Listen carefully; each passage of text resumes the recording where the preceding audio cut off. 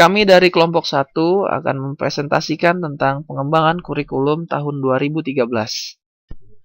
Latar belakang terciptanya kurikulum di Indonesia yang pertama adalah Undang-Undang Dasar 1945 yang mengamanatkan bahwa pembentukan pemerintah negara Indonesia antara lain untuk mencerdaskan kehidupan bangsa, dan itu akan diwujudkan dalam Undang-Undang Dasar 1945 Pasal 31 Ayat 3 yang berbunyi, pemerintah harus mengusahakan dan menyelenggarakan satu sistem pendidikan nasional yang meningkatkan keimanan dan ketakwaan, serta akhlak mulia dalam rangka mencerdaskan kehidupan bangsa yang diatur dengan undang-undang. Terdapat 4 landasan penyempurnaan kurikulum. Yang pertama, landasan yuridis, yang kedua, landasan filosofis, yang ketiga, landasan teoritis, dan keempat, landasan empiris. Yang pertama, landasan yuridis. Landasan yuridis adalah hukum-hukum yang menjadi dasar dalam penyempurnaan kurikulum, antara lain Pancasila dan Undang-Undang Dasar 1945. Yang kedua, Undang-Undang Nomor 20 Tahun 2003 tentang Sistem Pendidikan Nasional. Yang ketiga, Peraturan Pemerintah Nomor 19 Tahun 2005 dan Peraturan Menteri Pendidikan Nasional Nomor 23 Tahun 2006 tentang Standar Kompetensi Lulusan dan Peraturan Menteri Pendidikan Nasional Nomor 22 Tahun 2006 tentang Standarisasi. Secara yuridis, kurikulum adalah suatu kebijakan publik yang didasarkan kepada dasar filosofis bangsa dan keputusan yuridis di bidang pendidikan. Yang kedua adalah landasan filosofis. Landasan filosofis adalah landasan yang berdasarkan filsafat atau teori yang mendasar. Dan Indonesia menggunakan nilai budaya dan agama sebagai dasar filsafatnya, seperti halnya yang tertuang dalam UU Nomor 20 Tahun 2003 tentang Sistem Pendidikan Nasional Pasal 1 Ayat 2 dan Ayat 5. Di dalam landasan filosofis, pendidikan nasional berfungsi mengembangkan dan membentuk watak serta peradaban bangsa yang bermartabat dalam rangka mencerdaskan kehidupan bangsa. Untuk mengembangkan dan membentuk watak dan peradaban bangsa yang bermartabat, pendidikan berfungsi mengembangkan segenap potensi peserta didik, menjadi manusia yang beriman dan bertakwa kepada Tuhan Yang Maha Esa, berakhlak mulia, sehat, berilmu, cakap, kreatif, mandiri, dan menjadi warga negara yang demokratis serta bertanggung jawab yang tercantum dalam UU RI Nomor 20 Tahun 2003 tentang Sistem Pendidikan Nasional. Yang ketiga, landasan teoritis. Dalam landasan teoritis, kurikulum dikembangkan atas dasar teori pendidikan berdasarkan standar dan teori pendidikan berbasis kompetensi. Pendidikan berdasarkan standar adalah pendidikan yang menetapkan standar nasional sebagai kualitas minimal hasil belajar yang berlaku untuk setiap kurikulum. Standar kualitas nasional dinyatakan sebagai standar kompetensi lulusan.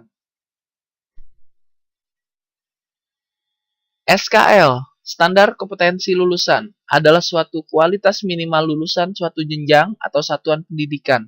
Standar kompetensi lulusan mencakup sikap, pengetahuan, dan keterampilan. Nomor 19 tahun 2005.